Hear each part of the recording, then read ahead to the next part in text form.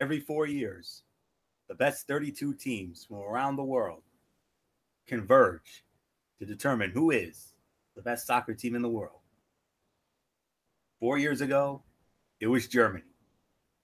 4 years later, the Germans will look to successfully defend their World Cup title. Or could we have a new champion crowned this year?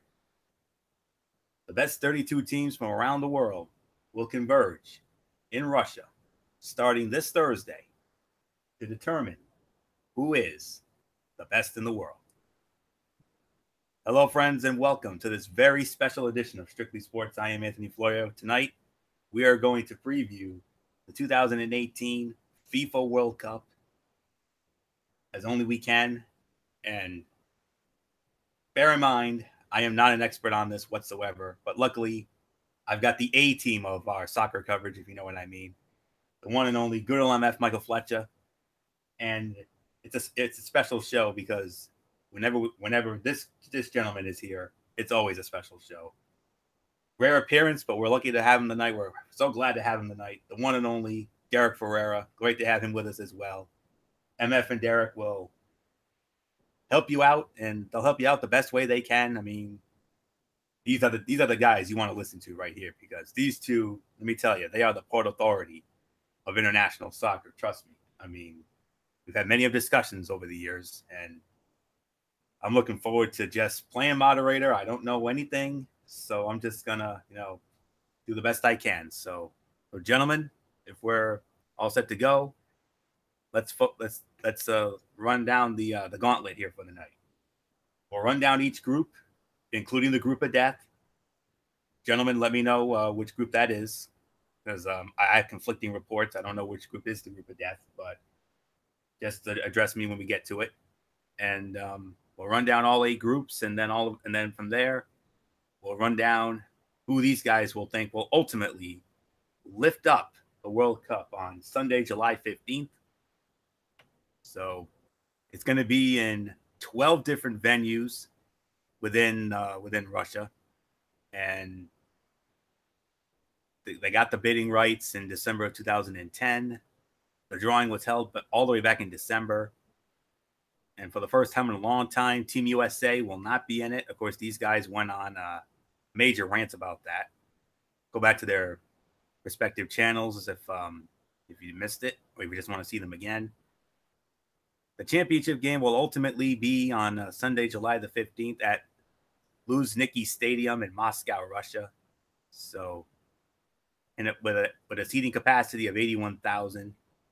Moscow, Russia will have Luzhniki Stadium, because you have Otriki Arena, Spartak Stadium. St. Petersburg, you have Krestovsky Stadium. Fish Olympic Stadium in Sochi. The Kazan Arena in Kazan. The Cosmos Arena in Samara. The Rostov Arena in Rostov-on-Don. And the Volgograd Arena in Volgograd. Nizhny Novgorod Stadium. Mordovia Arena in Saransk. The Central Stadium in Yekaterinburg, and the Kaliningrad Stadium.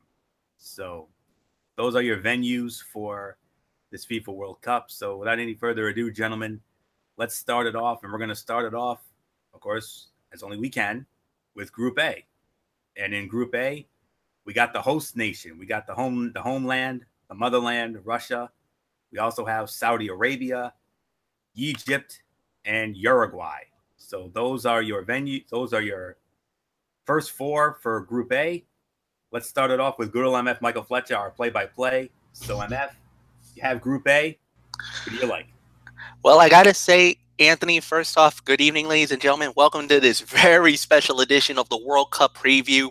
And as always, I'm also delighted to have Derek, my tag team partner, during the coverage as well. So, like you said, Anthony, this is a historic tournament. First time ever in Russia. It's going to be very interesting. And normally, home nation, or when you're in Group A, you want to get an easy group. You hope that you can get a great benefit from the draw. And if you really think about it, if you're a fan of Russia, of the motherland, you got a pretty decent group. Even though Egypt looks really good, in their last in their last friendly match, they dominated the skill of play. Saudi Arabia, not really that big of a contender. I hate to say this, but the one problem that I see is that you have a perennial powerhouse in Uruguay. The first ever World Cup champions in 1936, and they have been a multi-time World Cup champion. They've been a multi-time Copa America champion, which is the South American tournaments. And they've won that as well. Uruguay has always been a very formidable team, and as a matter of fact, they've always gotten out of the group stages.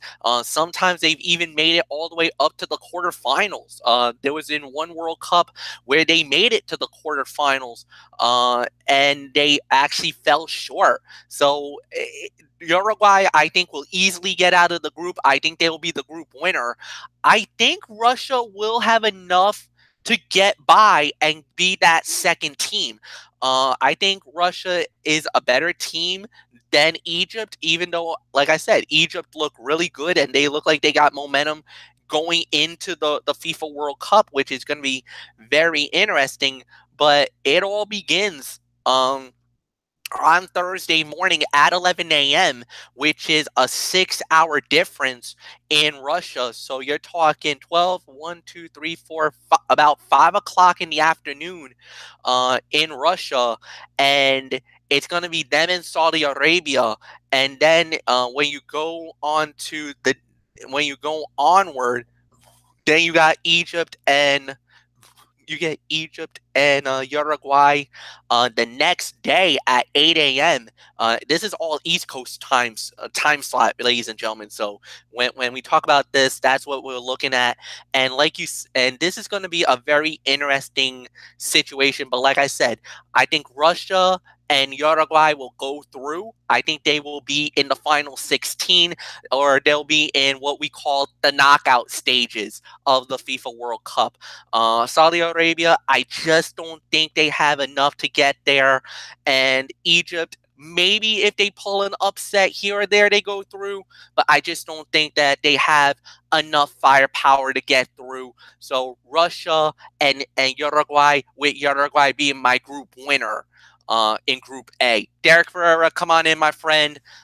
Group A is yours. Yeah, hello, everyone. Welcome to this. Let me pull off my notes over here because I have a difference of opinion over here. I do agree the group winner is going to be Uruguay, but I got a different runner-up, and here we go with my expertise on the soccer. So hold on just a sec. Uruguay, I'm actually going to put some of the odds from the odds makers over here. So they are 17th ranked in FIFA. They are 33-1 favorite, according to Bet365.com, to win the World Cup. They finished in second place in South America. We all know Brazil finished in first place. We'll get to them in a bit. And they were ahead of Argentina and Colombia and Peru.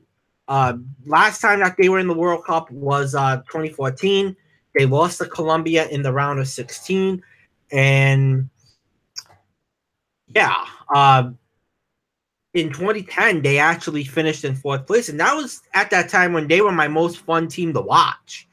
And then they got knocked out to Colombia. And if you do remember, that was the when Suarez, their forward striker, actually was suspended because, you know, he channeled his inner Jaws. They did a lot of those jaw memes on the Facebook, and they were in a group of death too, if you recall. Italy, England, and Costa Rica. And who finished in first? Costa Rica. We'll talk about them. Of course, you know, Oscar Tevez is their manager. He has managed that team since 2006. Just keeps on winning. Some of the favorite players to watch, you know, Suarez, but you also got Edinson Cavani, who plays for PSG in France. Suarez, if you're not familiar with La Liga soccer, he is a forward for Barcelona. and Barcelona, who just won La Liga. Egypt, 46th ranked team in the country, 150-1 to win the World Cup. They won in the African Confederation ahead of, get this, Uganda. Ghana, we all remember Ghana from 4 years ago. They were Team USA's kryptonite. And then Congo, their manager is Hector Cooper. This is Egypt's first World Cup since 1990. And they're right now into this great moment in their nation. 2017, second place in the African Cup of Nations. Cameroon won that tournament, by the way. And they call themselves the Pharaohs. And they're led by this player. If you're a fan of the English Premier League like I am, Mohamed Salah, who actually scored 40-plus goals this season for Liverpool. And yeah, just a couple of weeks ago, he got hurt in the Champions League finals when Liverpool lost to Real Madrid 3-1. He had a shoulder injury, and that was a huge loss for Liverpool right there because they were not the same after that. So that's Egypt right there. Russia, 66 ranked in the FIFA rankings, 40-1 favorites to win the World Cup. Cherkasov is their manager, and last time they were in the World Cup, they were in third place behind Belgium and Algeria and ahead of South Korea. And there's a lot of problems with Russia, and there's a lot of people don't know this, but if you're really into the European soccer like I am, yes, I did mention about 2014, but prior to them going into the 2014 World Cup, they did not qualify in 2006 and in 2010. And Euro 2016, they finished second in a qualifying group behind Austria. And then all of a sudden in that, that was qualifying. Let me rephrase that. And then in the tournament, they were in last place. They drew against England. They lost to Slovakia. And then they lost to Wales 3-0. And their record when it comes to friendlies after the Euros, 3 wins, 4 draws, 7 losses. That is not good. And there's a lot of hooliganism. The Russian fans, you have to watch out for the Russian fans because they have gotten in trouble. They are the biggest hooligans. I think they rival England when it comes to hooliganism. And there's also some racism that was involved in the Euro tournament. If you remember, their fans said a lot of racial things. And there was actually consideration that they were not going to do the World Cup in Russia because of it. And then, of course, last year in the Confederations Cup, they really didn't do that well. I believe they were in the same group of Portugal, and they did not finish out of that group at all. So it was Portugal and Mexico that finished ahead. And Saudi Arabia, what can I say? 67th ranked in the FIFA rankings. Here's this. Betting odds to win it all, 1,000-1. They finished second in the AFC group behind Japan and ahead of Australia. Their manager is Juan Antonio Pizzi. And this is their first appearance since 2006 in the World Cup. Like I said, they were in a tight qualifying group. They finished a single point behind Japan. And when I meant by finishing ahead of Australia, they get the second place, and Australia had to qualify through the tiebreaker. They beat Syria, and then they beat Honduras. We'll talk about Australia in a bit. But the farthest that they've went was the 1994 World Cup. and they made it. That's the last time they made it through the group stage, and that was at a time when that was 24 teams, and they were in a 3-way tie with the Netherlands and Belgium, and they beat Belgium 1-0 at the old RFK Stadium in Washington D.C.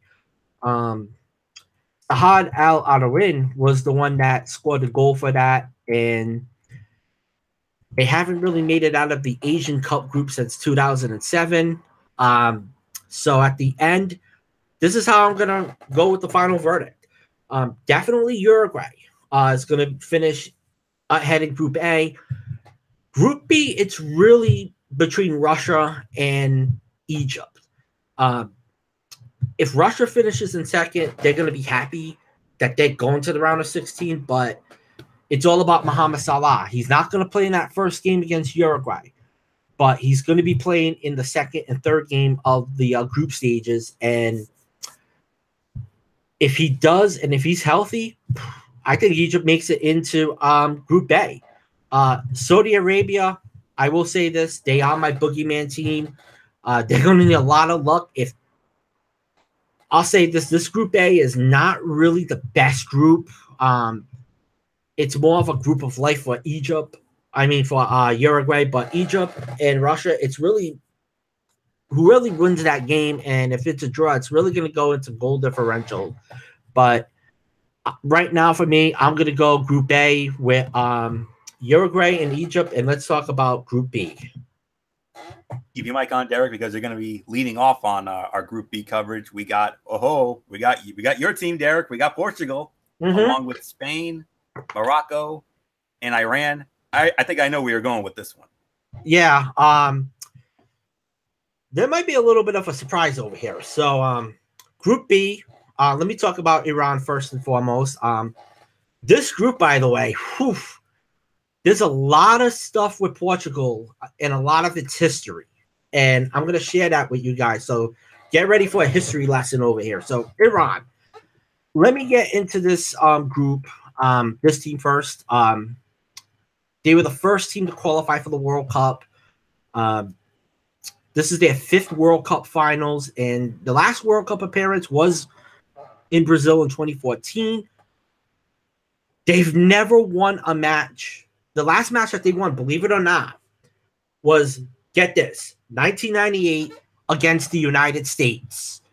And that was at first, the hype for that game was big because of, the politics. And that's something that I don't like in soccer, is politics. And we all know about the United States, and we all know about Iran, and we all know about the history.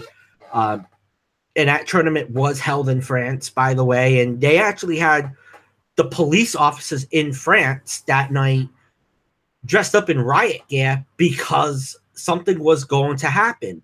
And nothing really happened. You had the United States and you had Iran. They took a group photo. And of course, 20 years later, you get politics again. Why? Because you had 2 players who are banned for life from the Iranian national team. They were named to the squad. But what happened?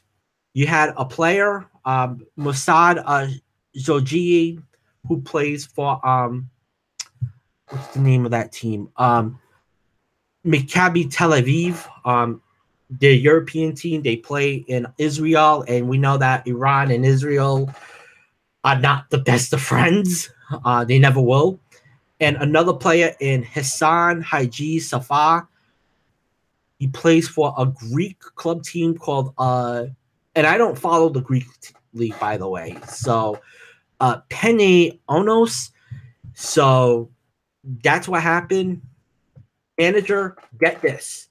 Carlos Queiroz. Carlos Queiroz has been the manager for Iran since 2011. And here's a little fun fact for all you Major League Soccer fans. He was the manager of the New York, New Jersey Metro Stars when Major League Soccer was first starting up. I always hear stories from Charlie Scigliano, who is one of the co-hosts of the football show on SiriusXM. every morning from 7 to 9. And he was the guy that actually hired Carlos Queiroz. And Carlos Queiroz was also the manager of the Portuguese national team. He also led the national teams of the United Arab Emirates and South Africa. Also was an assistant at Manchester United under Sir Alex Ferguson, and managed a lot of great players from that. Roy Keane, Ruud van Nistelrooy, Ryan Giggs, Paul Scholes, Cristiano Ronaldo. So he knows a lot about Cristiano Ronaldo, and also he actually managed Real Madrid, and he managed Ronaldo, the Brazilian Ronaldo, Zinedine Zidane, David Beckham, and he's really a real deal as a manager in the international as well as the domestic side of things. Morocco, 42nd ranking in FIFA. This is going to be their 5th appearance in the World Cup. Last time they were in the World Cup was 20 years ago. They went undefeated in qualifying in Africa. They only tied 3 matches, and their manager is Hervé Renard. He's the only manager to ever lead 2 different countries to African Cup of Nations championships, Zambia and the Ivory Coast, who are not even in this World Cup, by the way. Go figure. And this Moroccan team, 60% of their players were born in Europe. So they do have some kind of European soccer philosophy, as I like to call it, and they are a boogeyman team, and they are a boogeyman team to Portugal. Why? Because they actually beat Portugal in the World Cup in 1986 in Mexico, and they actually, I believe they made it in it. I don't recall, but I know they drew Poland in England. We'll talk about those two because they're in the same group in a bit. And if they beat Portugal, they're going to be in the round of 16, without a doubt. Let's get into Spain. 8th ranked, and this is a country that I also know a lot about, believe it or not, when it comes to not only Portugal, but Spain. 2010 World Cup champions, a shocking group stage exit in the last tournament. In the Euro tournaments, they were eliminated in the round of 16. After that, their manager, Del Bosque, retired. And actually, they got a new manager who I'm familiar with because he managed in Portugal for Porto, Julian Lupacati. And in qualifying, they did not lose a single game. Go figure. And Lupacati actually managed a lot of the under teams, the under 19, the under 20, and the under 21. But this team, oh my goodness, they're loaded, without a doubt. I mean, you got Morata in there, who plays for Chelsea. Actually, he's not in the 23-man roster. He did not make the cut. But you do have Diego Costa. You do, I believe, I know Diego Costa's in this, but you do have David De Gea. You know, he's the goalkeeper for Manchester United. He's a really good goalkeeper, by the way. Won the Golden Glove in the Premier League. If you give that guy like a really good defense, that's going to be like, you know, you're going to get some best goalkeeping out of him. Great defenders. You got Sergio Ramos, one of the all-time greats. You can be a little bit of a troublemaker. We all know that. Mr. Red Card, as I like to call him. You got PK, who plays for Barcelona. Jordi Alba, Barcelona player. Caravaggio. To me, he's the best right back right now in soccer. Plays for Real Madrid. They got a good attacking midfield with David Silva, Isco from Real Madrid, But the one player to watch out for, and this is another player that plays for Real Madrid, Marco Asensio, 22 years old. He's going to be a future player for Real Madrid without a doubt. He's really going to be a key player with what's happened with Gareth Bale, because personally, I think Gareth Bale is going to the Premier League and he's really going to take his place. Portugal. Let's talk about this team. 2014 World Cup. Last time they crashed out. They got humiliated by Germany, beaten by the United States. Well, they drew with the United States 2-2. Almost lost that game, by the way. And then they beat Ghana. They were trying to get a lot of chips to fall, but, you know, Team USA just couldn't surrender. And, you know, Team USA went through. And 2 years later, won the European Championships. Of course, you know, they're led by Cristiano Ronaldo, who I call the GOAT, by the way. And they don't have a Nani on this team or a Sanchez. They did not make the 23-man roster. But this is Ronaldo's last World Cup. You already know it is. He's 33 years old.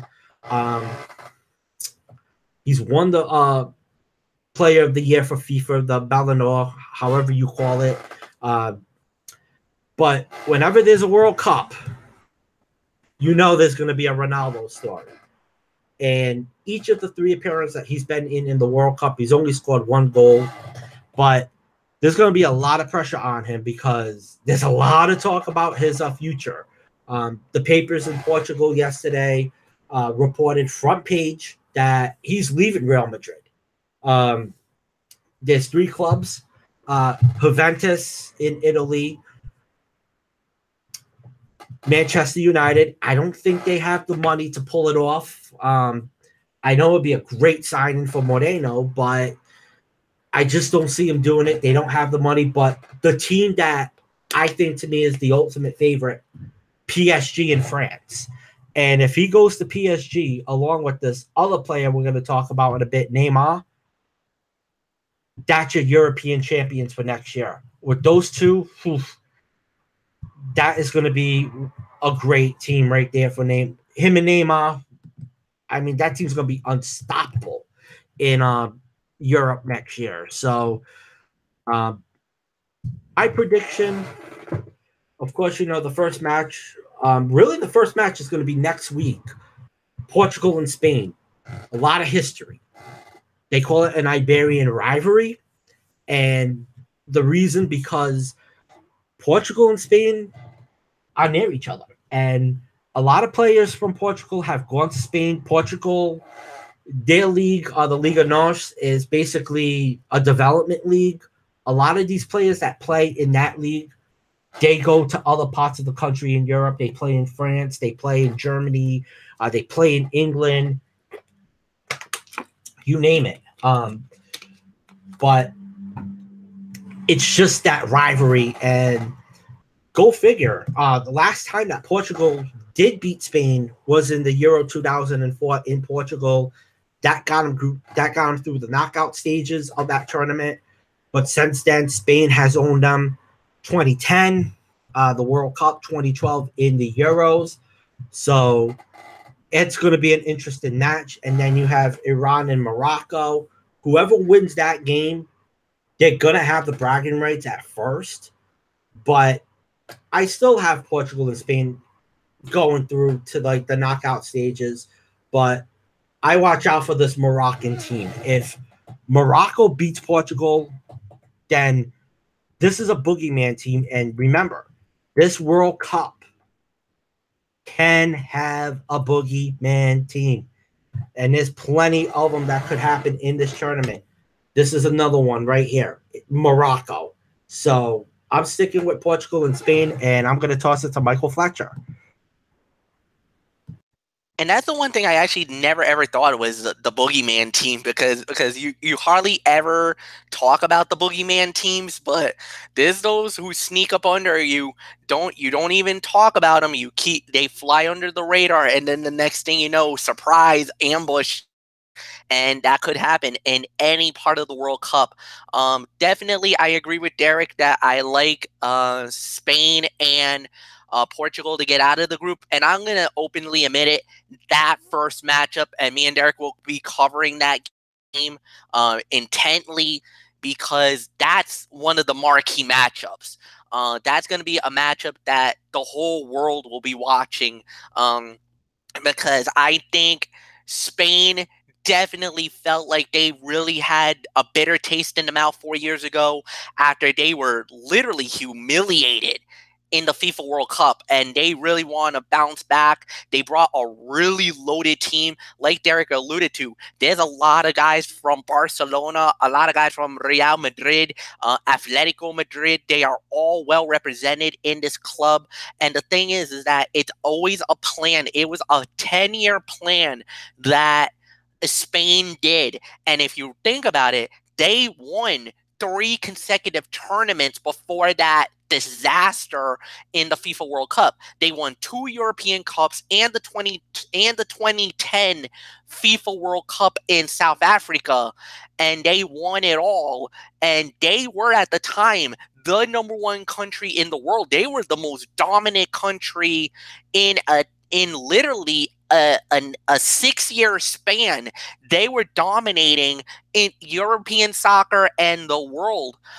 And they want to get back to that type of mentality and that emphasis. And I truly believe in my heart of hearts that they definitely can make a run. A few months ago, I was talking to a few guys, and they were telling me, Mike, Portugal is poised for a monster run in this World Cup. They had the team, they got the look. When they were doing qualification, they were dominant.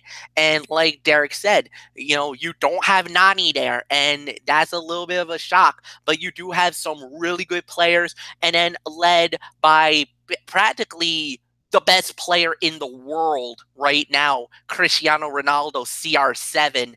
And like you said, when it's La Liga, when he's playing in Champions League, he's without a doubt the most dominant player ever. Like, he is that good. He's amazing. There's nothing more to say. But when it comes to World Cup or even the Euros, not so much. Not as dominating, not as prevalent, or is a big time contributor like he was in the past. So what's the future maybe? We'll find out. But I do agree. I think Group B will be Spain and Portugal. I think whoever wins that first game will win the group. That's my personal opinion, but we'll have to wait and see what happens. So, Anthony, let's go on to Group C, my friend. And MF, you'll be starting it off. We have France, Australia, Peru, and Denmark. Sounds like an easy one, MF. Actually, not so much, Anthony. Okay, first off, let's talk about this. Whenever you talk about France, I gotta admit, 4 years ago, the last couple of times out, France has really flamed out in the World Cup, and this time around, they brought a team this time around that looks really good, really strong, and on top of that, they might be one of the favorites to win the thing. When they did their qualifying, they were 7-2-1, 23 points in 10 games. They easily guided right through, gets the automatic bid into the FIFA World Cup. And the thing is, Anthony, when you talk about France and their team, give me one moment. When you're talking about France and their team, they are really loaded, and they have really been poised, to say the very least. When you talk, let me see, with France, yeah, here it goes. So you got basically Alora from PSG, their goalkeeper. You got Lucas Hernandez from Atletico Madrid, a really good young defender, to say the very least. And then you got Ben Moody. Of course, you got Kate.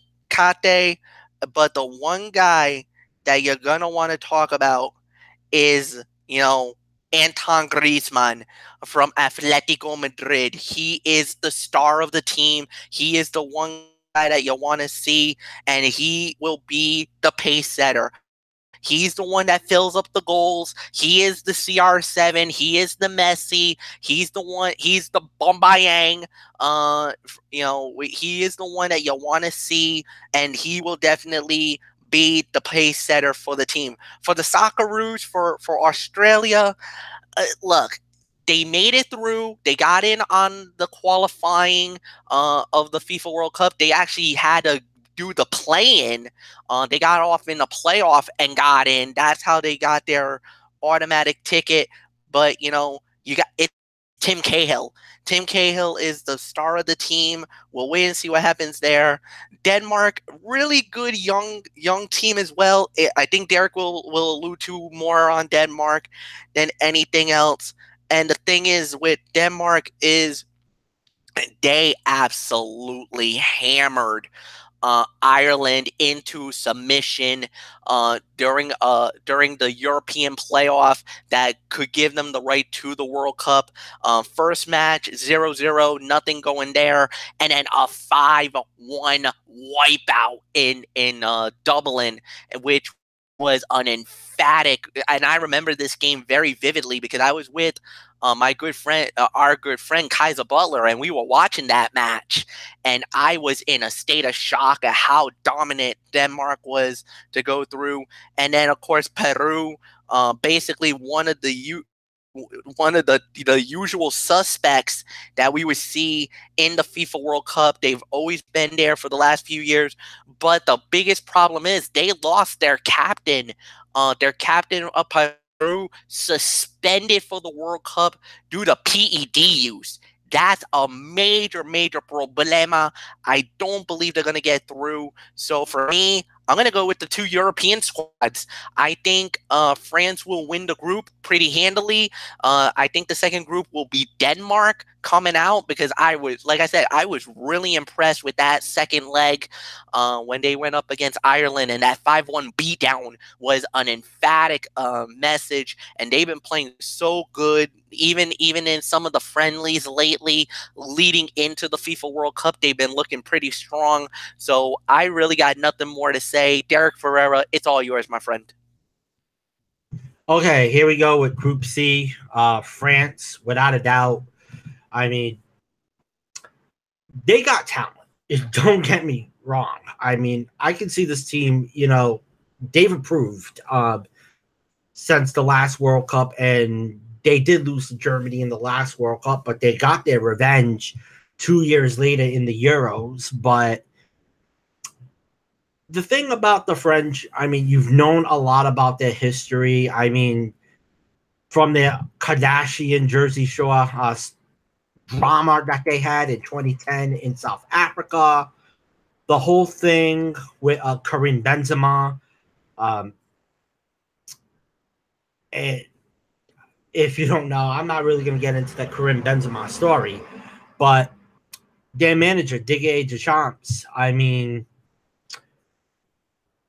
won a World Cup in '98 with France. He was on that team and also won the European Championships as well. So, you do have Antoine Griezmann, who's more than likely going to go to Barcelona after this tournament's over. Paul Pogba as well. So they got some good players too. I mean, not just because of Griezmann and Pogba. You got McApere, who plays for PSG.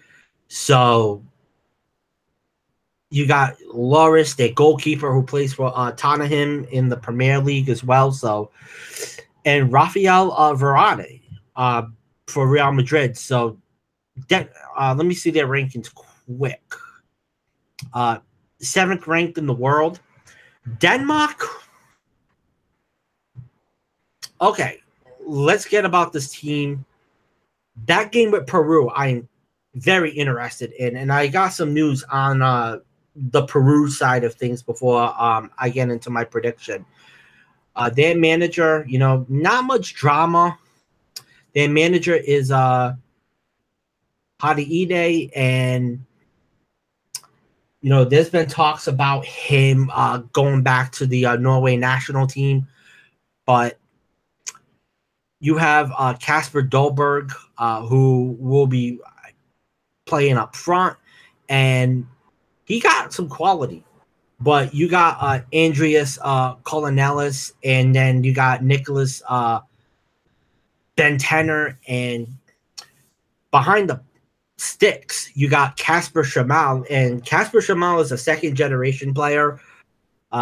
His father, Peter Schmeichel, played for Manchester United and actually was part of the 1992 team that won the European Championships. And so you got Andreas Christensen of Chelsea on that squad. Simon Cager, who plays for Sevilla. But when it comes to their midfield, Christian Eriksen, who plays for Tottenham, he had 11 goals in qualifying for this World Cup. And this is another player that's going to get talked about when it comes to the transfer. This talks about him going to Real Madrid. I don't know about that. I think he does stay with Tottenham. Tottenham definitely is going to be a contender next year for the Premier League. Peru, 11th ranked. I believe the last time they made the World Cup was 1982, and they had a star by the name of Tito Cabaledes, and their qualifying was not easy. They played New Zealand in the playoff. I remember watching that game on beIN Sports, but 11th ranked by FIFA. Surprising. They were the third highest scorers in qualifying in South America behind Brazil and Uruguay.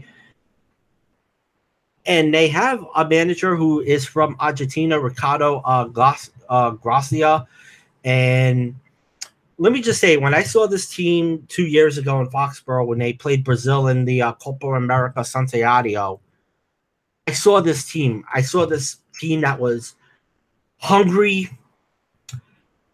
And when they beat Brazil, I was like, I think this team's going to be in the World Cup in 2 years. And they're in this tournament. But they had some drama with their captain, Guerrero, because of the fact that he failed the drug test. And what happened was the captains of the French national team, Denmark, and Australia, they appealed on his behalf. And they appealed to FIFA, and his ban was uplifted. So he's going to be in the World Cup, and that is a huge win for Peru right there. And then you got Australia. Of course, they played Honduras in the playoff, and you got, Cad Hill as well, but you also got, and he does play for the New York Red Bulls. So you do have a couple of these players that do play in Major League Soccer. Matthew Ryan, he plays in Brighton. My prediction, it's going to be France. I wanted to go with France and Denmark, but with Guerrero winning that appeal, I think Peru's going to get that second place. Because Peru and Denmark, that's going to be a fun game right there. The 12th ranked team versus the 11th ranked team. And that's where I'm going. I'm going to say it. France and Peru as my Group C winners. So let's go to Group D, which to me is one of the group of deaths of this tournament. So Anthony Florio, you lead us off on Group D. Yes, indeed. And here it is. Here is the lineup for Group D that Derek will start off with. We have Argentina, Iceland, Croatia, and Nigeria. One of the groups of death, Derek? Really? Yep. And I'll explain. Okay, so I talked about this. Well, there's two group of deaths in this tournament, and there's a little bit of a debate. This is one of the group of deaths. The other one we're going to be talking about, and that involves Germany's group. So let's talk about Argentina, 5th ranked in the world. They're 8-1 favorites to win, according to the Las Vegas Superbook. They finished 3rd in qualifying in South America. And this is a team that struggled. And there was some news about Argentina today. One of their players tore his ACL. I don't remember who it is. I listened to it on the football show, but another huge loss for Argentina right there. And we all know last time that they were in the World Cup, they lost to Germany 1-0 in the finals. And this team, I mean, they haven't won a World Cup since 1986. You know, they lost in the finals in 1990, and then, you know, they lost, like I said, in 2014. And yes, you do have another GOAT in Lionel Messi, but Argentina, their midfield is a mess. I can say the same thing about their defense. And it's kind of like, in a way, like when I was watching Portugal a lot, it's like watching Portugal without Cristiano Ronaldo. Because without Cristiano Ronaldo, Portugal loses or draws. I mean, they struggle without him. It's the same thing with Argentina.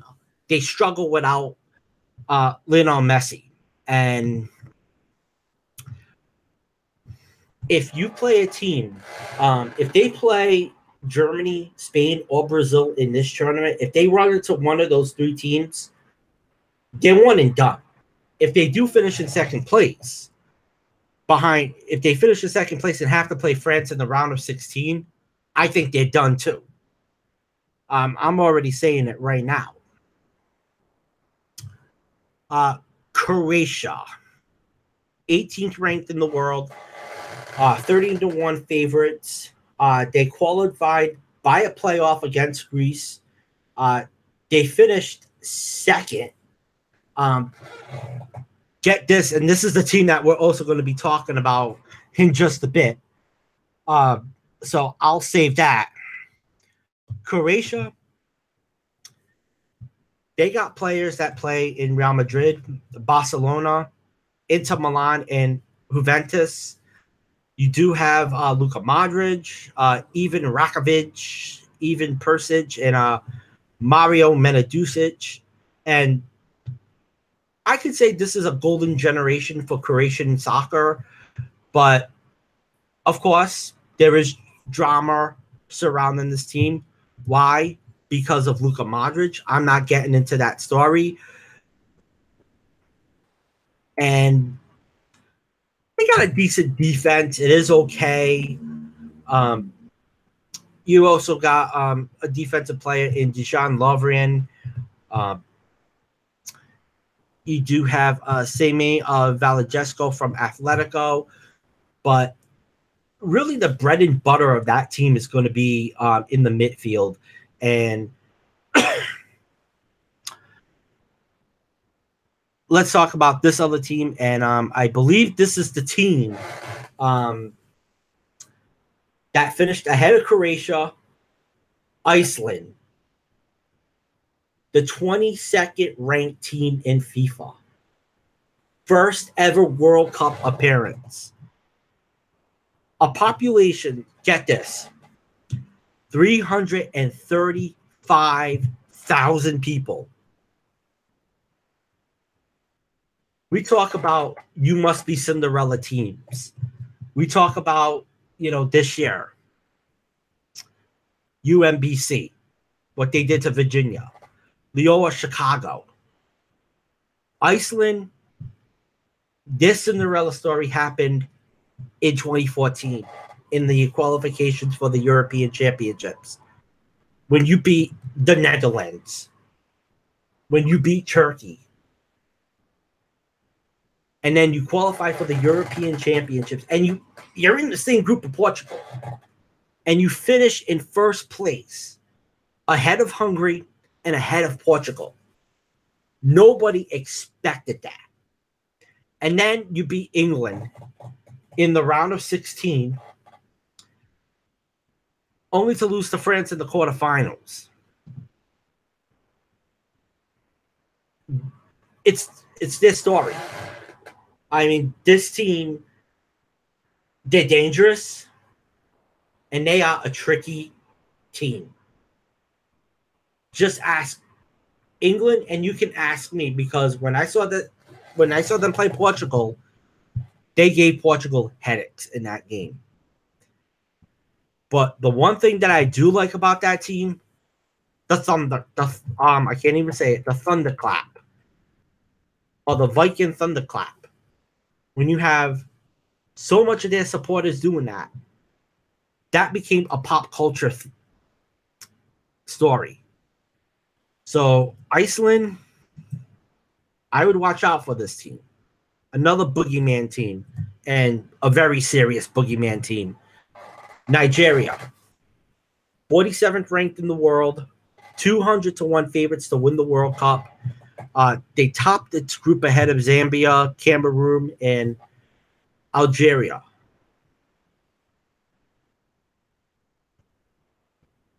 This team can be Argentina's worst nightmare. It happened November 14th last year. They beat Argentina 4-2 in a friendly. I saw that game. And you got a couple of players up there. You know, John Obi Mikel. You have Wilfred Ndidi, who plays for Leicester City in the Premier League. I don't think he's going to be 100%. I don't even know if he's going to play in this World Cup. But if he doesn't, that's devastation for Nigeria right there. But this team, they can score goals. Now let's talk about who I think is going to win this group. If I was an Argentinian soccer fan, and I'm going to be honest with you, I would be very, very nervous. This is one of the oldest teams in the tournament. 2/3 of your roster are over the age of 30. You got 6 players that are injured. And this could be a disaster. We saw a disaster with Spain 4 years ago.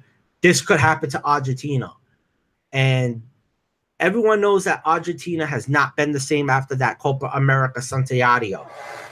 Because after that tournament, you know, Messi, he was talking about retirement. He came back because Argentina was just basically struggling down the stretch. But never sleep on Argentina. Croatia, they're in a similar position. Like I said, they're in a golden generation. Their squad is unbalanced. You got some politics that could really affect them. I'm looking forward to that match, Argentina and Croatia. Iceland, they could surprise.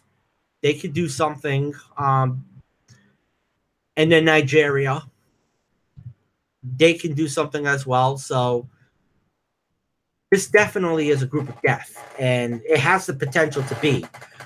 So my final verdict, Argentina wins this group. Barely. Croatia, Nigeria, and Iceland. Fletcher, it is yours.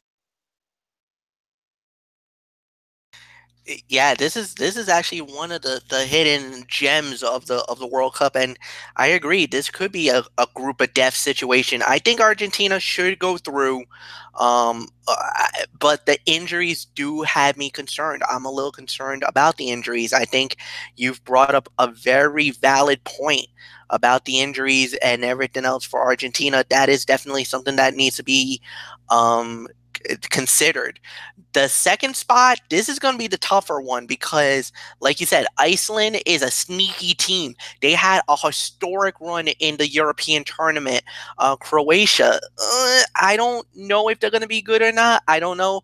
But Nigeria has always been one of the standouts in the FIFA World Cup, especially from the African nations.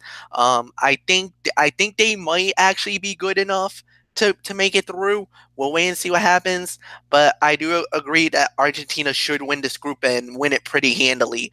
But could they?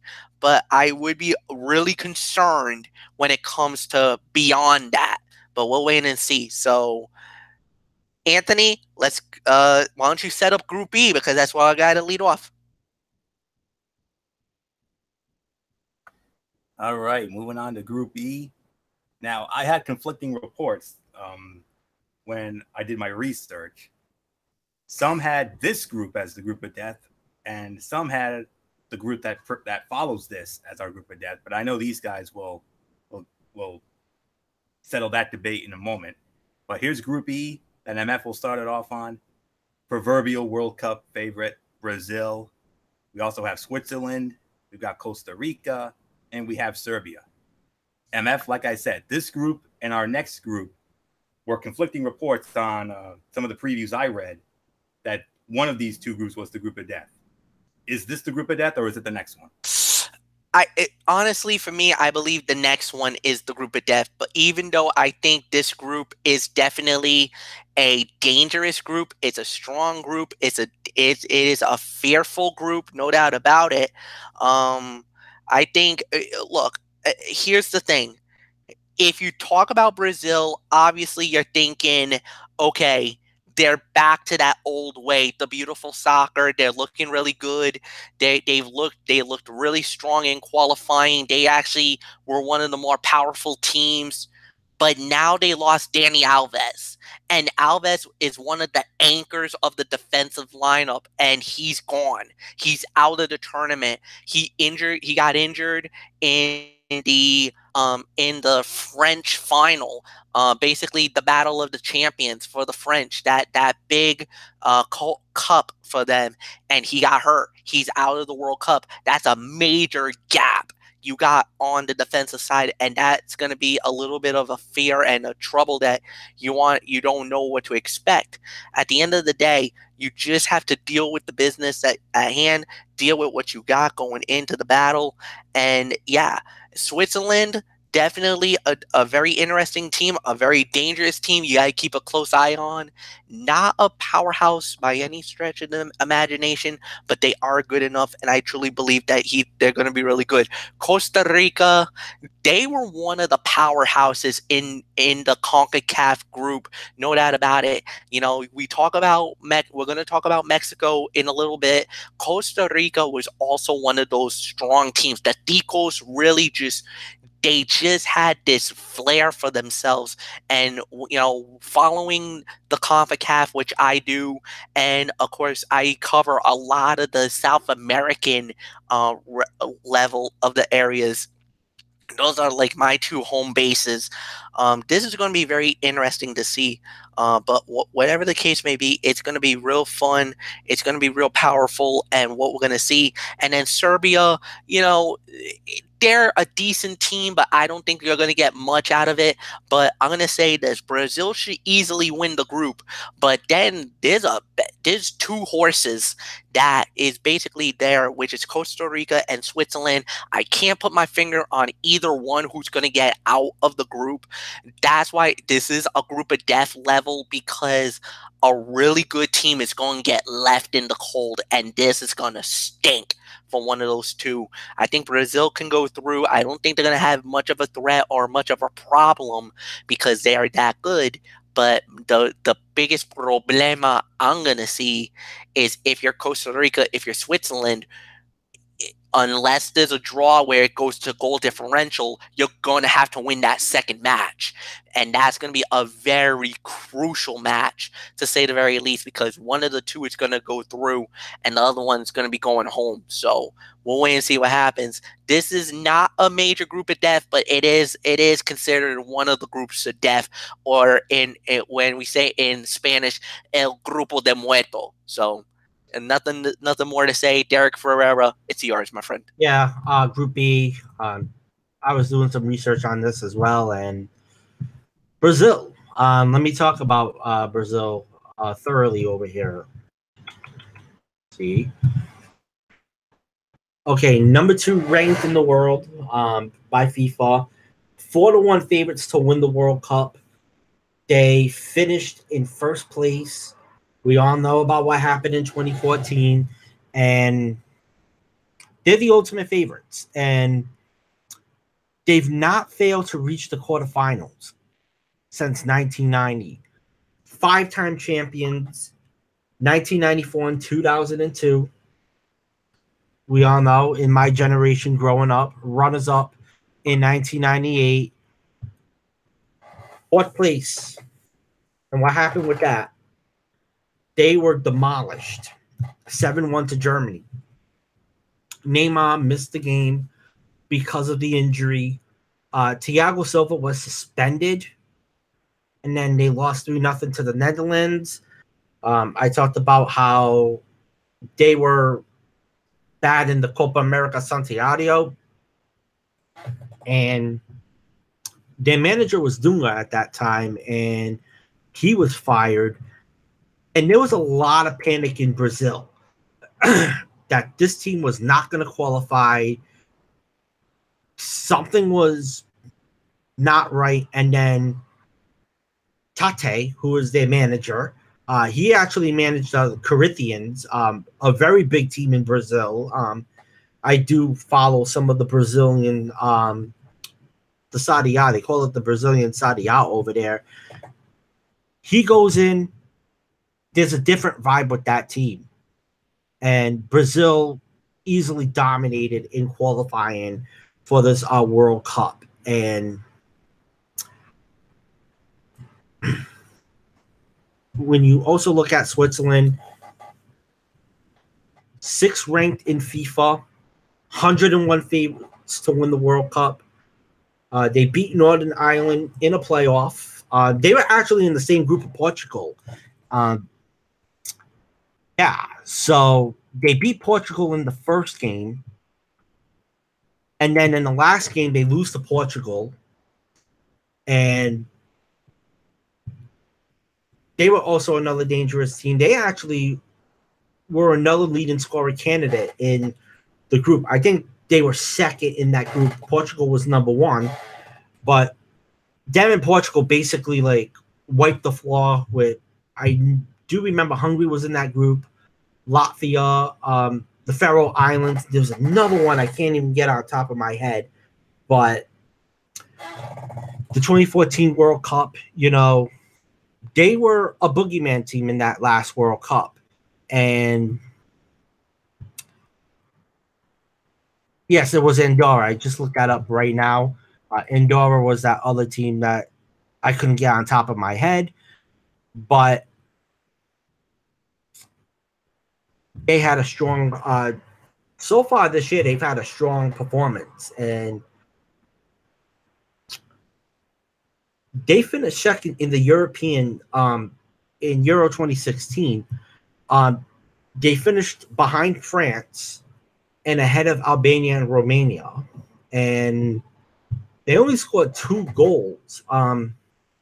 They beat Albania 1-0, drew at Romania 1-1, and they drew at France 0-0. And they lost to Poland in the round of 16. They finished 2014 in their group behind France, and then you had Ecuador and Honduras. But we'll see where they go. Costa Rica, 25 ranked in the world, 500 to 1 favorites to win the World Cup. finished in second place in the CONCACAF behind Mexico and ahead of Panama. Like I said earlier, they were in a group of death in 2014, and they actually finished in the quarterfinals. That was their best. They did lose. Hold on. They beat Greece in the round of 16. I don't remember who they lost at the quarterfinals in the last World Cup.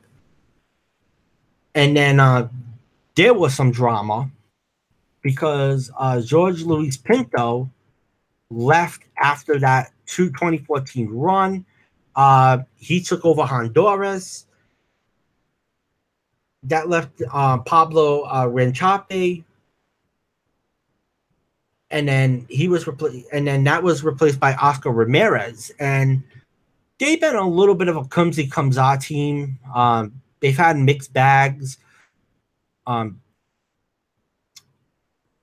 as well. So, of course, you do have one of my favorite goalkeepers, Keylor Navas, who plays for Real Madrid as well. And, he can be one of those sneaky players as well. So you got Serbia, 35th ranked, 201 odds to win the World Cup.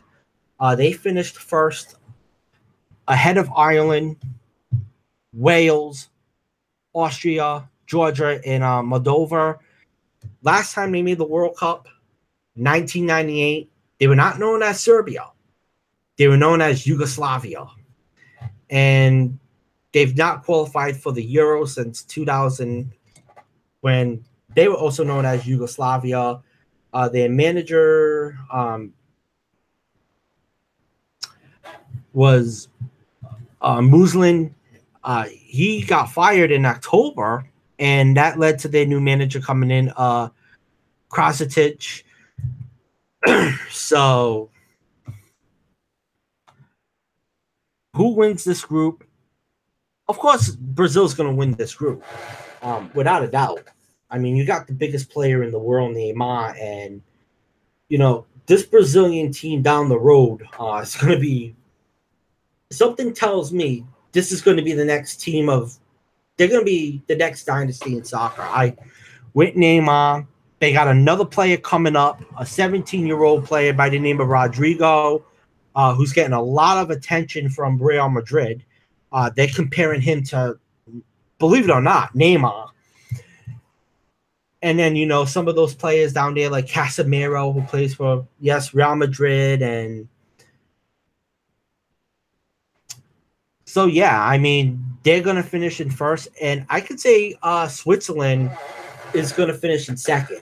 I mean, seeing that team play in qualification, playing in the same group that Portugal was in, beating Portugal in that first game. You do have some good players that do play in the Premier League. Let me try to get my notes when it comes to their players. You got one of the players that does play for Arsenal. I believe it's Shaqiri. He played at Stoke City. Actually, he played for Stoke City, and he was a breakout player this year. And then you do have Ricardo Rodriguez, not the Ricardo Rodriguez from the WWE, who plays for AC Milan. And then you have Liechtensteiner, who plays for Juve. So that's who I think is going to finish in Group E. Now we're going to get into Group F.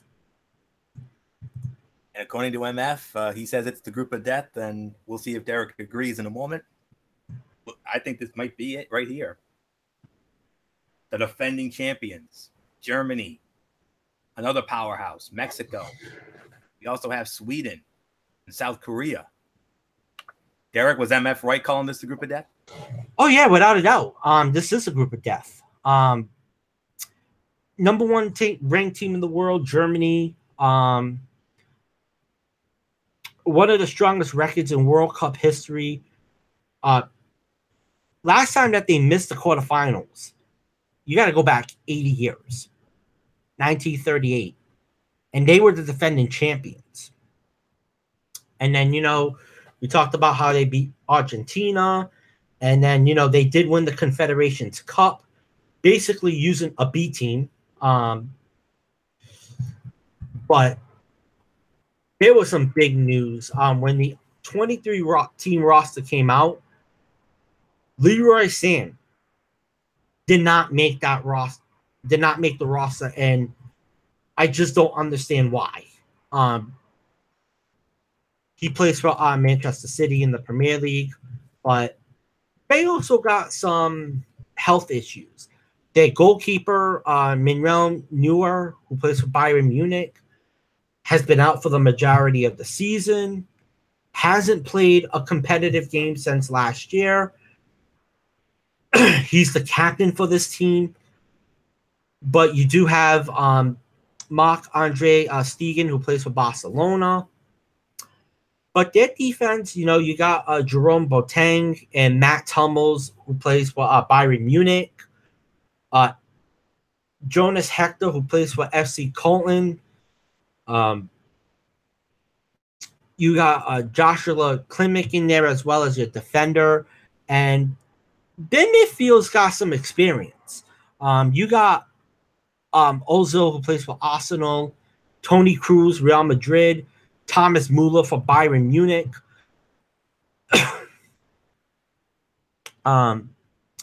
You got Marco Rezus. I think that's the reason why Sane did not make the 23 roster, because he kind of felt, their manager, Luau, however you say the last name, opted for that decision. And then Julian Draxler for PSG.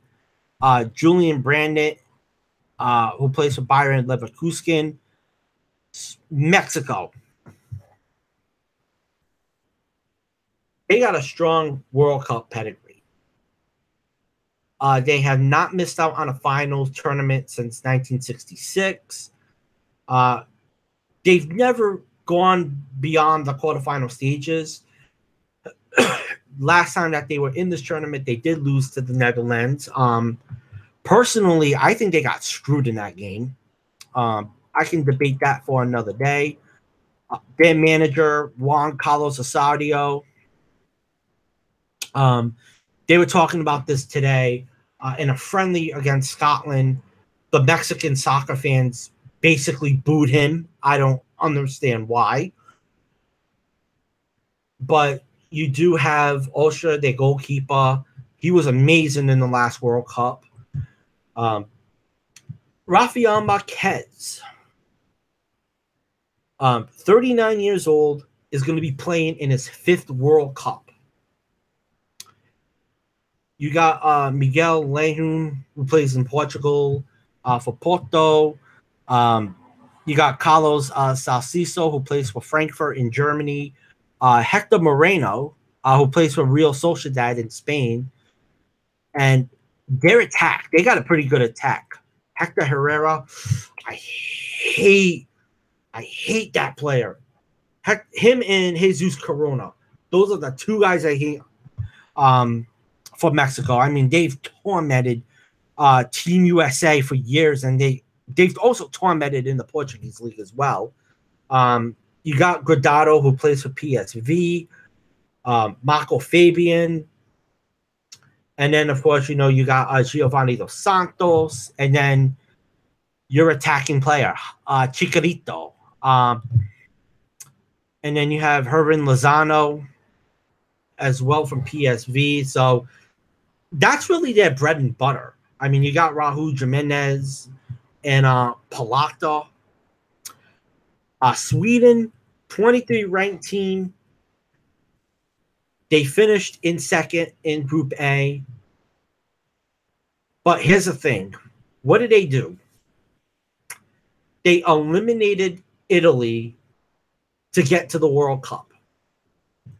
And I know the big hula is Zlatan Ibrahimovic, that he's not playing in this World Cup. But Jenny Anderson, their coach, I mean, he's turned this team into a solid team. I mean, they play a 4-4-2. Robin Olsen, who plays for FC Copenhagen, he's going to be between the sticks. You got Victor Lenoff from Manchester United, who hardly plays for Manchester United. Lusting, who plays for Celtic. Martin Olsen, who plays for Swansea in the Premier League. And your attacking side, you have Sebastian Lawson, who plays for Hull City. And we got Forsberg, who plays for RB Leipzig in Germany and South Korea. 61 ranked team in the nation. Well, for FIFA, I should say. The one thing that you could remember about this South Korean team, they finished in 4th place in 2002. Jasun Park, some of those guys that used to play on that team in 2002. Song Han and Kai Han, those were some of the memorable South Korean players from that generation. And we talked about, they finished second in their qualification group behind Iran. And they were a disappointing team. They actually fired their coach. And their new coach right now is Shin Tae-yong. And the one player on this team that I like, Hyun-min Song, who plays for Tottenham in the Premier League. I mean, I've seen a couple of those Tottenham games this year on the NBCSN, and this kid he's the real deal. He's more of a decoy to Harry Kane, who we're going to be talking about in just a bit, because his country is also in this tournament. But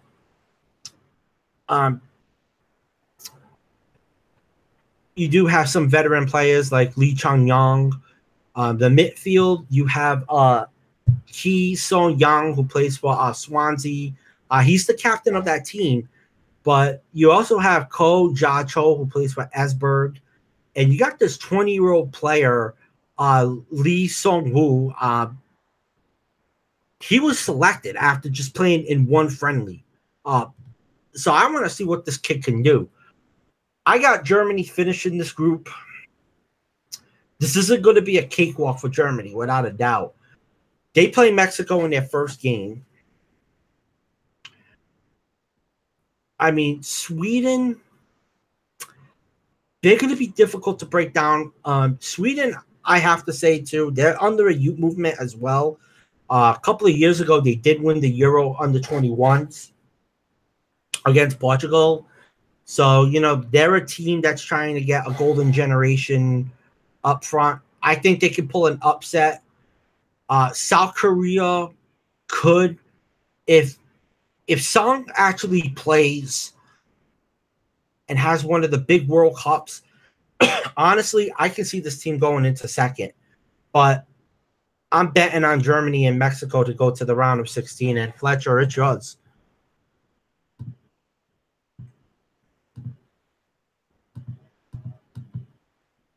Yeah, Derek, you make valid points. This is indeed the group of death, no doubt about it in my mind.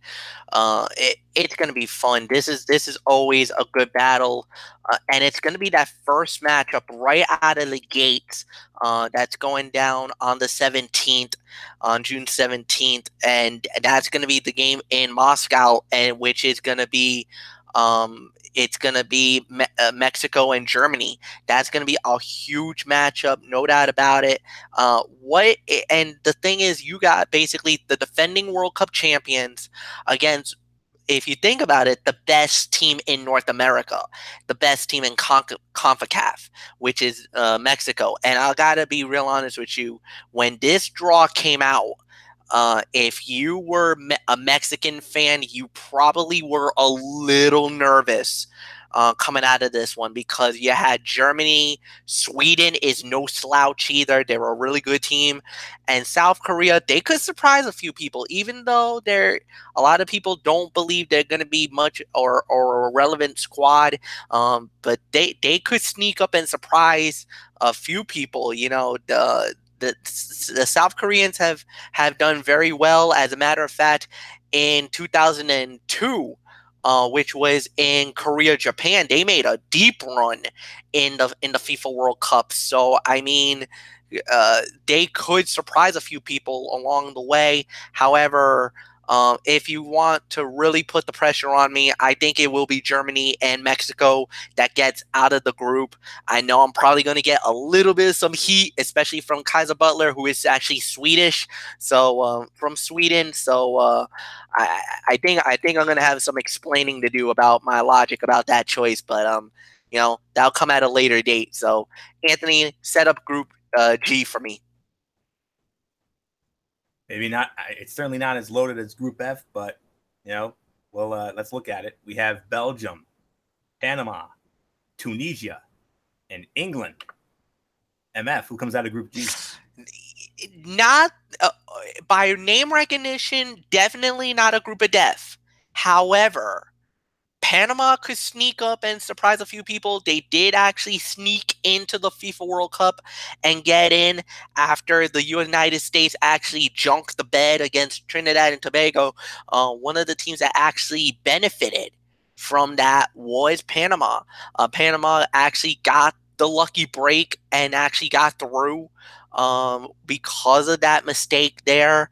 Tunisia, I'm sorry, I just don't see them being much of a factor with the team. How in this World Cup, I don't believe they're going to be that much of a danger. Belgium, they made a deep run in the last World Cup. I think they kind of feel like they should be right there in the mix. And then you're talking about the Three Lions of England. They won the World Cup in 1960. That's one thing that everybody goes back and harp about year in and year out.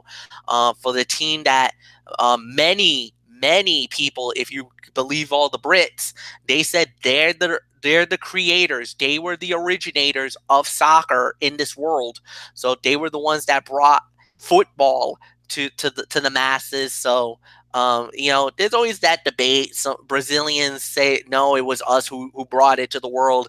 The Brits said, no, it was us. So, I'm not touching that. That's a debate for another day. But whatever the case may be, I think it's going to be Belgium and England going through to the next round or to the knockout stages of the FIFA World Cup. So nothing more to say. Derek, it's yours. Yeah, I do agree with you on that sentiment, but Belgium, let's talk about them. Third ranked in FIFA right now. They qualified. Actually, they won a group with Greece, Bosnia, Estonia, Cyprus. They had 9 wins and a draw.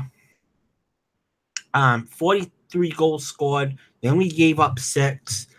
And they broke Germany's all-time record for goals scored in a qualification. Lukaku, who plays for Manchester United, hit 11 of those goals, and he was the top goal scorer in the qualification. And I can see why, Manchester United, took a chance on him. A little bit of some controversy. Nick Golan was not selected to be part of the 23-man roster. And by the way, for all those American soccer fans as well that watch, whether it's the World Cup or, the European champions, the manager for Belgium is Roberto Martinez, who used to work for ESPN during those coverages. So he's the manager of Belgium, and you do have, aside from, some of those names like Lukaku, Belgium's got Kevin De Bruyne, plays for Man City, Axel Witsel, central midfielder. I think he plays in Russia. Don't know which team, but De Bruyne, he's basically criticized Roberto Martinez. He's called his team very defensive, and that was because of the fact that they drew 3-3 to Mexico last year. So I don't know which formation that they're going to go. I know they went with a 5-3-2. But, also other players to watch for, Carasso, Atletico Madrid player. You also got Toby Alderweireld, Vincent Kompany. I think he's not going to be playing in this World Cup. I think he's injured. Van Melian and Birkenhagen. But they do have a lot of injury problems as well. England, 13th ranked in the world, won a group ahead of Slovenia, Scotland, Slovakia, and Lithuania. We all know their international results has really, the word that I'm going to say is, they get criticized. For every tournament that they fail, it's like they're the most pressured team in this tournament, in any type of tournaments, whether it's the European Championships, the World Cup.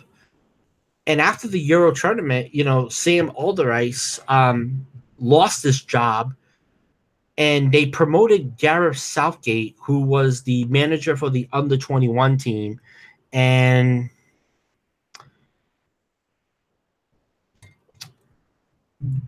this team, I would say about England, for the first time in this generation, they're not really getting pressure from the media. They're expected to be into the round of 16. The media up there in England believes that they're not going to win this World Cup. Southgate has used the dark horse term, and he's talked about, all right, we're going to be a dark horse in this tournament. Now, I can also say that, they're not pressured because England right now has got a really good future ahead of them. The under-17 squad, the under-20, and the under-21 have really had great results. I believe the under-17 and the under-20 won the World Cup in those respectives. And they're a youth movement on the rise. I think if Germany starts to decline, I think England's going to rise up in the next couple of years. I do believe that. And, they don't have Joe Hart and Jack Wilshere, in this 23 roster. Thank God, because Joe Hart, to me, is not really, honestly, he's not really the goalkeeper that you put in a World Cup like this. England's gotten better. You have Gary Cahill. Like I said, they have a youth movement coming up.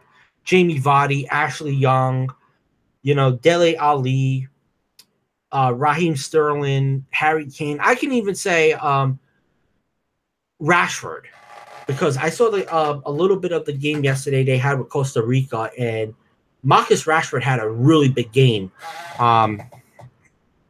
So that's England right there. Tunisia, 14th ranked in the world.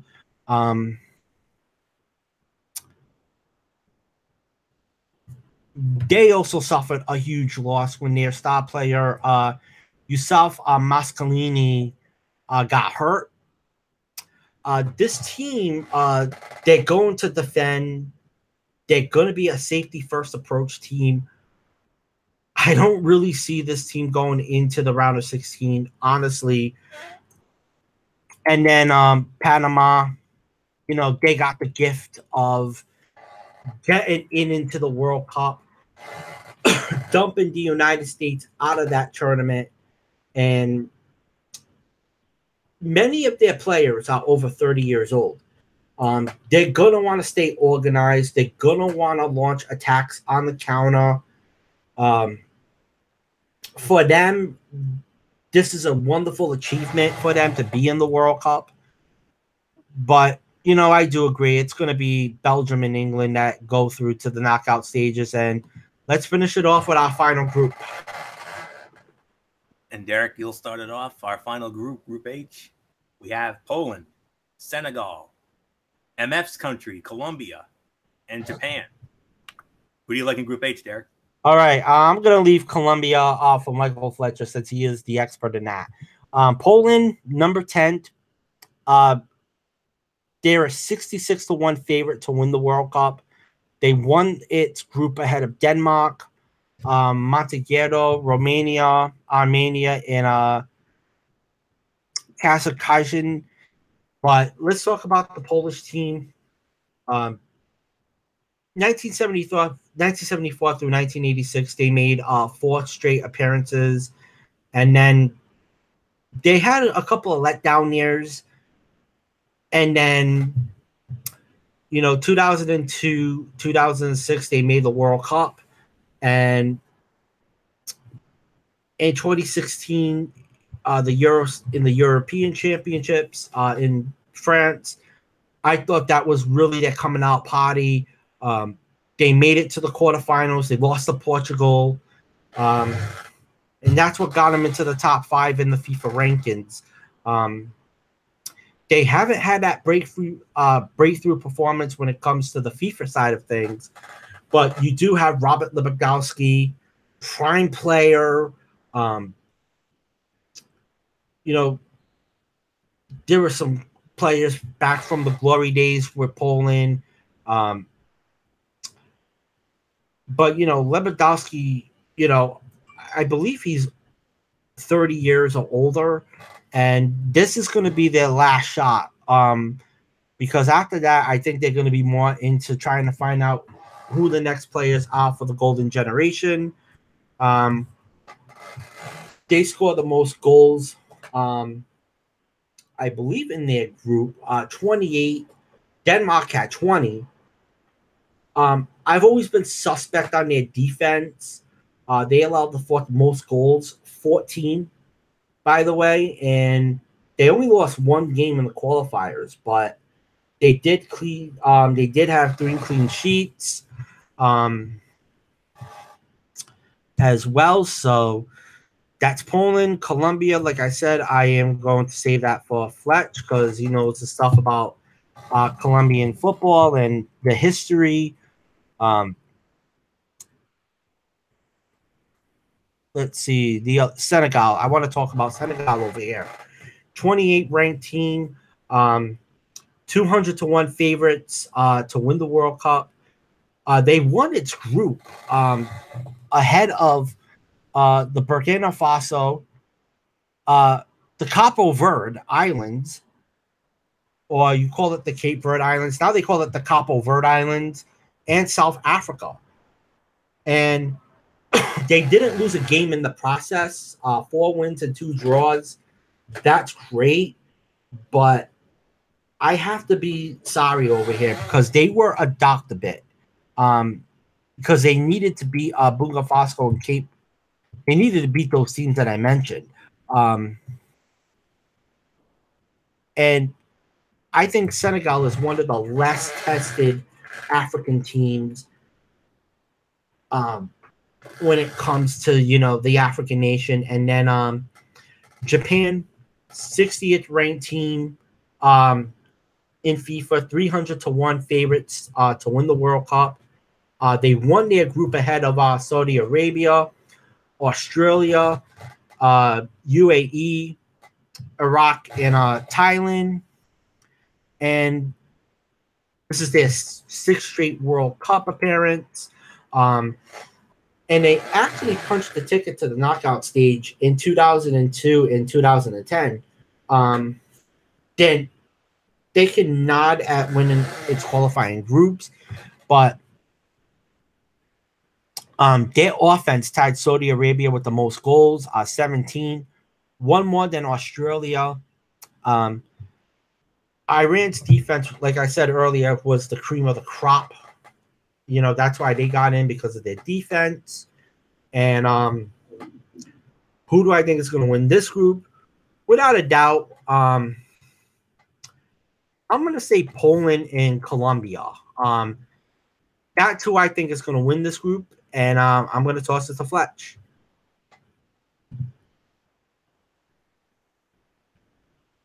All right, Derek. All right, guys. Yeah, this final group is gonna be a very interesting one. Poland, you know what? I'm gonna say, as much as I may talk about this one, this is gonna be a little more difficult to actually predict, because of the fact that, with Poland, you didn't really get to see much of them during the qualifications, because, well, they dominated in qualifications, but they haven't played in any other matches, not friendlies or anything like that. It was a very shrewd move. They only just worried about their qualification match, and that's why they ended up getting they actually were one of the top 8 teams and was able to lead a group into the upcoming World Cup. So it was kind of a shrewd move. Some people liked it, some people not so much. They kind of poo-pooed over that. It kind of depends on how you feel. Senegal, I don't really see much about them either. Japan, we've known very well because they've been in a few World Cups in their day, and the last time out, basically it's going to be, we'll have to wait and see what happens with them. And then, of course, yes, everybody does know about the Colombian side. This is going to be their 6th World Cup ever. They have ever been. They were not a FIFA member in 1930 to 1934, withdrew in the tournament in 1938, decided not to enter in 1950. In 54, they actually were banned from FIFA. There was actually some political unrest in 1954, and they were not allowed to participate in the tournament in Switzerland. In Sweden in 1958, they did not make it through the group stage. It wasn't until 1962 in Chile where they actually made their World Cup debut. And unfortunately, they actually did not make it very far, though, as they actually were bounced out pretty early in the tournament. They had 1 draw, 2 losses, only 1 point in the 3 games, scoring 5 goals, giving up 11. Ouch. Then the next time that they were in it, you had to go all the way to 1990. They didn't really do much, and they actually made it to the round of 16 in that one. 94, that's the infamous one in the USA. Basically, they won 1 game, 2 crushing losses, especially the one against the United States. That was the infamous incident. Andres Escobar, the autogol, or the own goal against the USA, that unfortunately his life got claimed. Basically, if you saw the documentary, The Two Escobars on ESPN, must watch. An incredible documentary. It talks about Andres Escobar, of course, the drug cartel kingpin and the founder of one of the greatest Colombian soccer teams in the country right now, Atlético Nacional. They are multi-time champions, winners of Copa Libertadores, which is one of the biggest South American. That's like their version of the Champions League over there. They've won so many league titles in Colombia, and without a doubt, they're one of the most premier squads in the world today. And then the last time they were in it, they fell out of the group stage in 1998, and their greatest run they ever did was in the last World Cup, which was in 2014 in Brazil 4 years ago, where they got bounced out in the quarterfinal against Brazil. But honestly, I felt they got screwed in that game. This is just me being maybe I'm being biased about it, but I felt like the referee really didn't do any favors in the game. That was a poorly officiated game. I really thought Colombia was far and away the better team in the matchup, and unfortunately, it cost them huge as they lose that game. So the expectations are really high. Peckerman, the head coach or the arbitro of Colombia, is bringing a lowest squad to this World Cup, to say the very least. Of course, everybody knows they're going to be led by, I believe their captain this time around is James Rodriguez of Bayern Munich. Formerly at the time, he was the man of Real Madrid. He was under Real Madrid's control for a little while, but now he is now the guy in Bayern Munich, which a lot of people really are very high on, to say the very least. And then, of course, you got David Ospina from Arsenal, the great goalkeeper for that team. And then you got some very strong players. Frank Fabra from Boca Juniors, Christian Zapata from AC Milan, Marina, Johan Mojica, and then of course the midfielders are, like I said, James Rodriguez from Bayern Munich. You also got Quintero from River Plate. You also got Juan Cuadrado from Juventus. Derek, you know that very well. And then of course the front line guys that you want. You got Fakal from Monaco.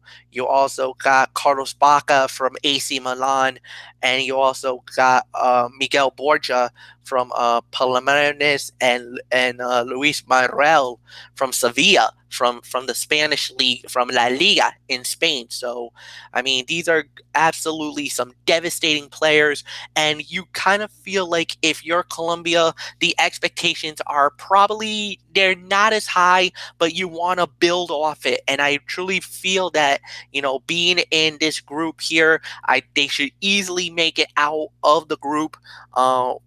I'm not going to say it's an easy group to get out, but they should be able to get out. The real team that I got, the uncertainty is Poland. Where are their factor? Where do they lie in the whole factor? I don't think they've really been tested yet, even though they dominated in qualification for the World Cup. But I don't think they really have been tested. They haven't felt the real pressure of a World Cup, and I don't think they've really tasted some major players yet. But we'll wait and see what happens.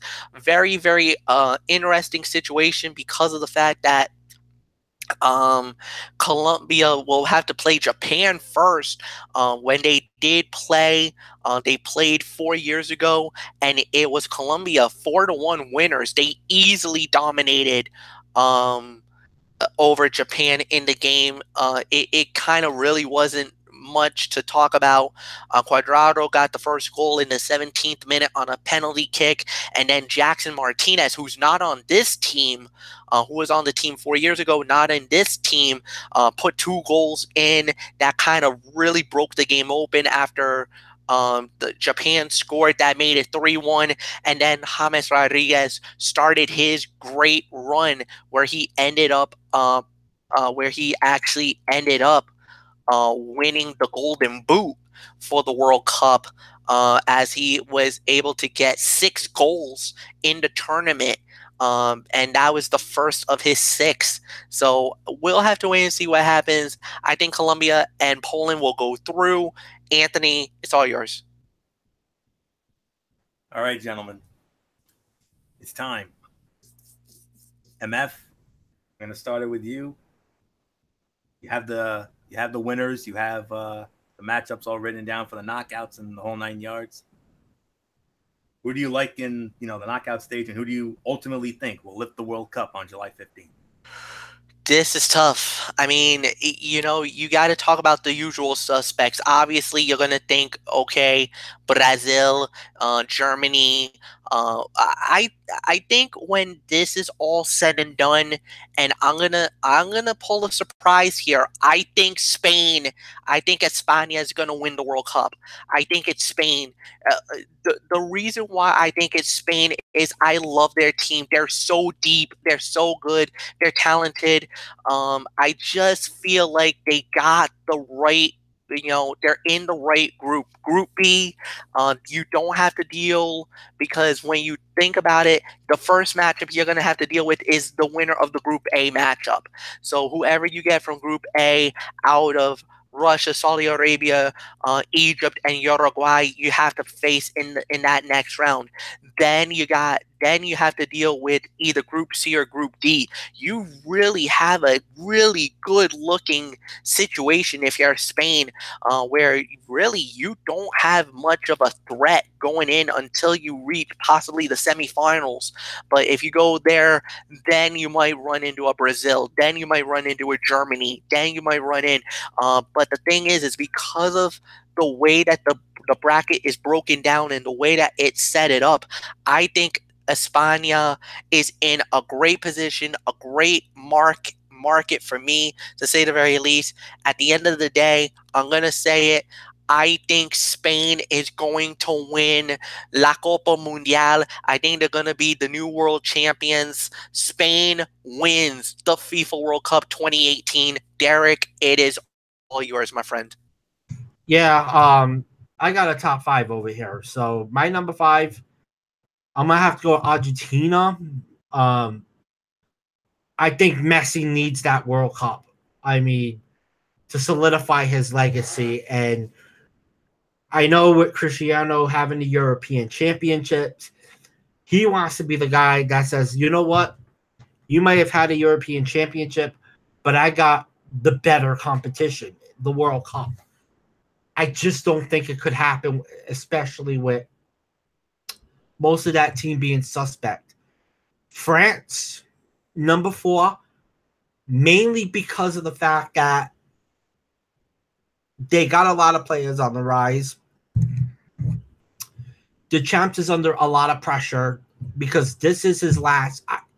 Personally, if he wins this World Cup, I think he stays for the 2020 Euro tournament, which we know that after this World Cup, UEFA basically is doing another competition called the Nations League, and it's similar to it's really going to be the Europa League, their version of the Europa League, but it's a different format.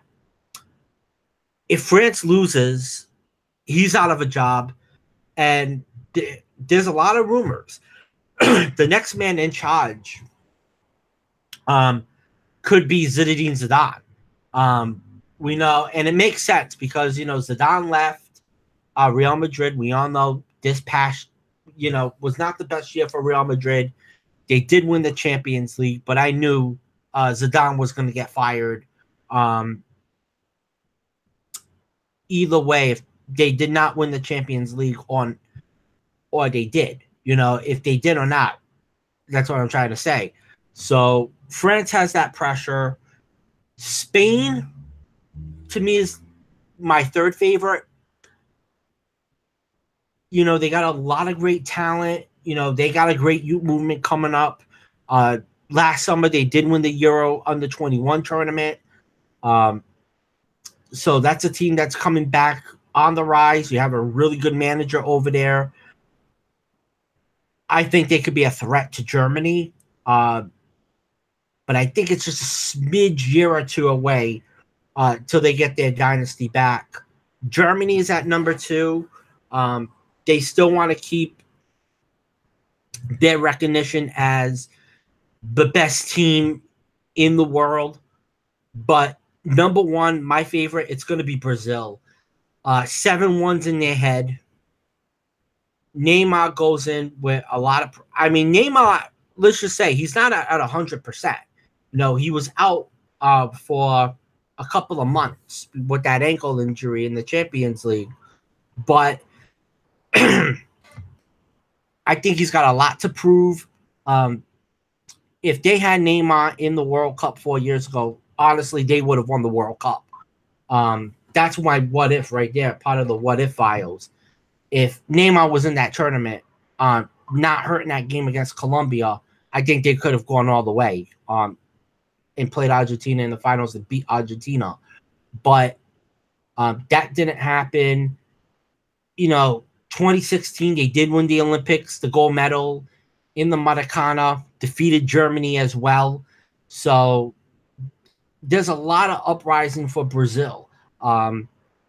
Different vibe, like I said earlier. So they're my all-time team. They're my team to win the World Cup. Dark horse team, God. Like I said, Morocco could be that dark horse team. Iceland.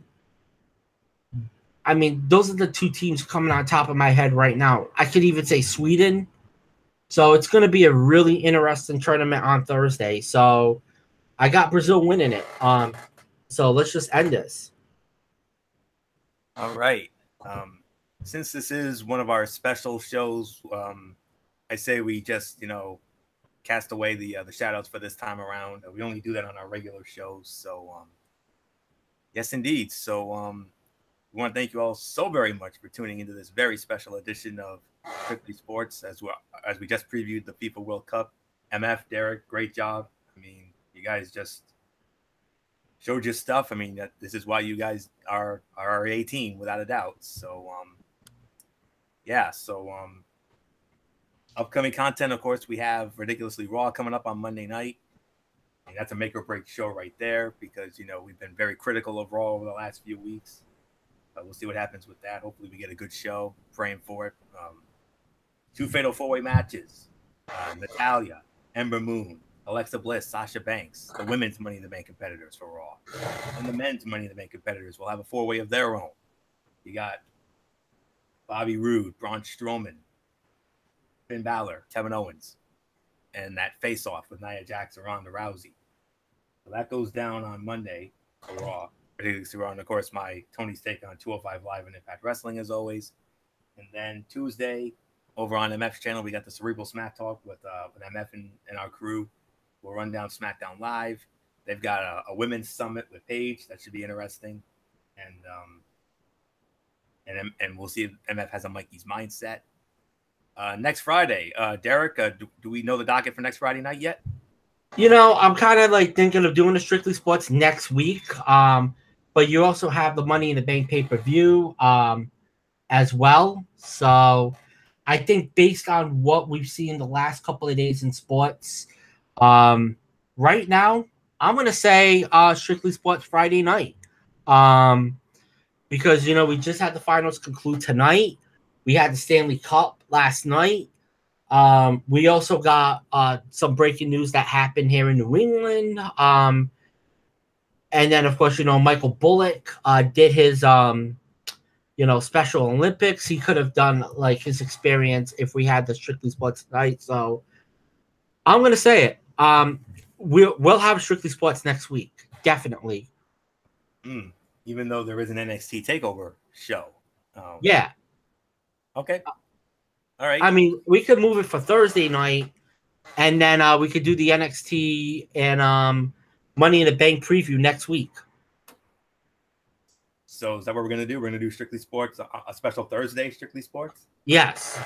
And then our NXT and Money in the Bank show on Friday. Yes. Okay. All right. That sounds great. So, and I'm sure probably sometime on Monday, I'm sure you'll have the docket ready for us to go. So. Yes. Okay. So you heard it here first. Monday, big week next week. Ridiculously Raw on Monday. Cerebral Smack Talk on Tuesday. A special Thursday edition of Strictly Sports. That will go down at our usual time. And then next Friday at this time, we'll have Money in the Bank and NXT TakeOver Chicago preview. And then the following Sunday, MF will have the recap. So very exciting stuff to say the least. So that's it. So until Monday for Ridiculously Raw, it's Anthony Fleo here. You know the routine, everybody. Thumbs up. Talk to you later. Yeah. Throw it up Porch style. Bye for now, my friends. God bless. Be good to each other. Have a blessed weekend. And for all of us here in spirit, of course, good old MF Michael Fletcher, the phenom Michael Bullock, Edie Woodson, and of course Derek Pereira. For everybody who's been a part of this one, for now, Anthony Florio, so long. Enjoy the FIFA World Cup, and bye, everybody. Bye.